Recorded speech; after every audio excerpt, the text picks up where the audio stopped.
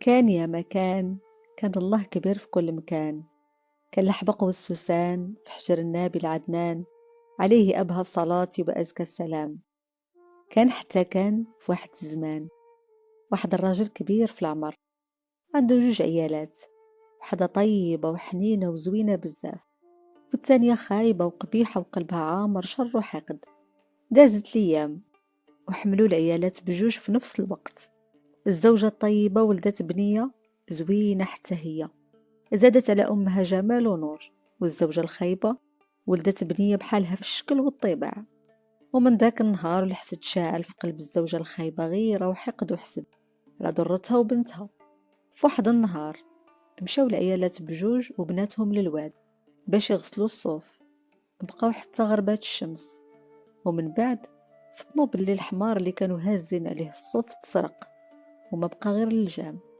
هنا قالت الزوجة الخايبة وكانت سحارة لضرتها: خليني نضربك بهاد اللجام ونحولك الحمارة، نحط عليك الصوف ونرجعك للدار، من بعد نردك بقرة، ومن بعد نرجعك مرة بحال اللي كنتي. المرة طيبة بنية صافية وقلب نقي قبلات، ولكن ملي حولتها السحارة البقرة شدتها وربطتها في الكوري وما رجعتهاش لهيئتها الآدمية.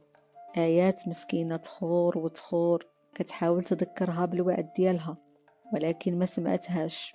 رجع الراجل في الليل جلس يتعشى، ولاحظ باللي مراته الطيبة ما كايناش. سول عليها، جاوبته السحارة: راه ملي كنا في الواد مشات وما رجعتش، ولكن لقيت بقرة وجبتها وربطتها في الكوري. صدقها، ومع الايام نسى مراته الطيبة، كيسحب له غير باللي هي سمحات في دارها وفي بنتها وهربات. ومن هنا خلى الجو للزوجة الخايبة باش تعذب بنت ضرتها. كانت سميتها عيشة، حبستها في المطبخ، حملتها جميع أشغال الدار، وكل ليلة كانت كترش عليها الرماد في وجهها وشعرها، تولاو الناس يسميوها عيشة رمادة. ولكن العجيب واللي خلى مرات باها محتارة أن عيشة كل صباح كانت كتصبح نقية وممشوطة بحال عمرها ترش عليها الرماد. هادشي خلى مرات باها تشك وقررت تراقبها. في الليل تسلات بشوية، مشات لبيت عايشة وبقات عاطيها العين، حتى شافت البقرة داخلة عندها، حضناتها وباستها ونقتها ومشطت لها شعرها ونعستها في حضنها حتى الصباح. ومن بعد رجعت للكول. مرات باها ما نعستش ديك الليلة، وبدات كتفكر في شي حيلة باش تفرق عيشة على امها. وفي الصباح قالت لراجلها: بغيتك تبيع هاد البقرة المعكسة، صدعاتني كل يوم كتنوح عليا، ما عرفت مالها. صافي الراجل وعدها بلي غادي ياخدها للسوق ويبيعها. ملي عايشة مسكينة سمعات هاد الكلام هربات، تبعوها حتى عيات وشدوها وداوها للجزار، ذبحها وباع لحمها للدوار كامل. عيشة مسكينة خرجت كتدق البيبان كتجمع عظام أمها، حتى كيقولوا بأنها تعاركت مع الكلاب وسط الزبالة باش تاخد العظام. غسلاتهم وغطراتهم ولفتهم في كفن ودفنتهم في المقبرة. وبقات مرات باها كتزيد في تعذيبها، خصوصا أن باها مشى لواحد السفر طويل وما رجعش. ولكن الأم ديال عايشة كانت كل ليلة كتخرج من قبرها في هيئة امرأة، وكتمشي عند بنتها تواسيها وتداويها. دازت الأيام وكبرات عايشة في الذل وتمارة، أما أختها كبرات في الخنات والدلال. وفي واحد اليوم من أيامات الله برح البراح باللي ولد السلطان بغى يزوج وغيختار بنت من بنات القبيلة، وغادي يعمل حفلة كبيرة ويستدعي فيها كل البنات اللي في القبيلة باش يختار بيناتهم. مرات باها وجدت بنتها، شرت ليها أحسن قفطان ووجدت ليها كل ما تحتاج، لبساتها ومشطات ليها شعرها وحاولت أنها تبينها في أحسن صورة. ومن اللي عيشة مسكينة سولتها: واش حتى أنا نقدر نمشي؟ تعصبات عليها وقالت ليها: واش انتي حمقى؟ كيفاش غتمشي للقصر وانتي بهاد الحالة المبهدلة؟ خدتها للمطبخ وعطاتها حمل ديال القمح وحمل ديال الذرة وحمل ديال الشعير، خلطتهم كاملين وقالت ليها: إلا ما فرزتيش هاد الشي مني نرجع غادي نقتلك عصا. بقات عايشة تبكي وتنوح على زهرها، وكيفاش غتقدر تفرز هاد الشي كامل قبل ما تجي مرات باها.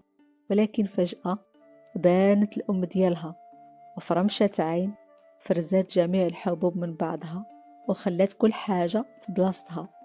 فرحات عايشة وعنقات أمها اللي جابت ليها قفطان كيدي العقل، لبساتها ونقاتها ومشطت ليها شعرها وعطتها حيلي ومجوهرات وشربيل في رجليها وخداتها لدار السلطان. غير دخلات عيشة لدار السلطان كل شي بقى منبهر بالجمال ديالها، والأمير غير شافها قلبه خفق وقال هذه هي المرأة اللي بغيت. قرب من عيشة وبقى يهدر معاها، عايشة فرحانة وحشمانة في نفس الوقت. ما قدرات تقول والو وما قدرات تجاوبه، وهو كان كيسولها علاش كنت تكون وبنت من هي، ولكن هي ما كانت كتجاوبه بوالو، غير كتشوف فيه. اما مرات باها فكان الحقد والحسد غادي ياكل ليها قلبها، وبنتها كتقول ليها ماما هاد البنت كتشبه العيشه رماده. قالت ليها سكتي يا الحمقى، عيشه رماده منين غادي يجيوها بحال هاد الحوايج؟ هادي ما تكون غير بنت شي وزير. يبقى كانت ليلة زوينة وكل شي كان فرحان، ولكن عيشة تفكرت باللي خصها ترجع قبل ما باها، وهنا قررت أنها تهرب. الأمير بقى تابعها، ولكن عيشة كانت خفيفة بزاف وجرات وتعثرت في جليلها وطاح ليها فردة ديال الشربيل وما قدراش ترجع من موراه. كملات طريقها للدار ودغيا حيدات الحوايج اللي كانت لابسة ودارت الرماد على وجهها وراسها ونعسات في بلاصتها، وهي فرحانة بهاد الليلة اللي ما كانتش حتى في الخيال. مرات باها ديال عيشة رجعت للدار ولقات عيشة ناعسة، تأكدت باللي أنها فرزات ديك الحبوب من بعضها ومشات هي وبنتها ينعسوا وهما معصبات لأن الأمير ما اداهاش بنتها، وكان قلبه وعقله مشغول مع ديك البنت اللي حضرات الحفل واللي ما عارفينش باللي هي نفسها عيشة رمادة. أما الأمير فمن لقى الشربيل ديال عيشة خداه وهو محتار ومهموم. عيشة مشات وهو ما عارف لا سميتها ولا فين كتسكن ولا بنت من هي، وهو قلبه بغاها من أول نظرة. ما جاه نعاس ديك الليلة بقى كيخمم كيفاش غادي يقدر يوصل لهاد البنت اللي دات ليه العقل. في الغد بالراح عاوتاني وقال باللي كل البنات اللي حضروا الحفل خصهم يرجعوا للقصر. البنات فرحوا من جديد وكل وحدة حضرات نفسها ورجعوا للقصر. وهنا الأمير كان موجد لهم الشربيل ديال عيشة، وجميع البنات اللي كانوا حاضرين قيسوا الشربيل، لكن حتى شي وحدة ما جا قدها. سولهم الأمير واش ما باقي حتى شي بنت في القبيلة ما جاتش؟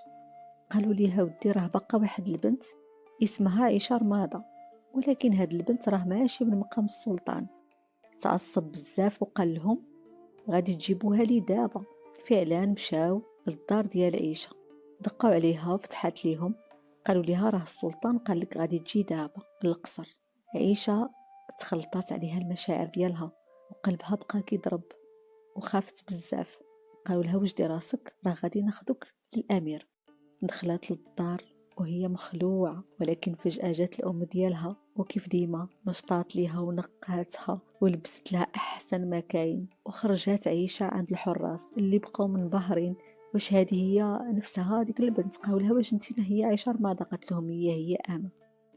خدوها لدار السلطان، وبمجرد ما دخلات الأمير فرح بزاف وقال أخيرا هذه هي البنت اللي كنت كنقلب عليها. جلس الأمير مع عيشة وعاودت ليه الحكاية ديالها كاملة بلا زيادة ولا نقصان.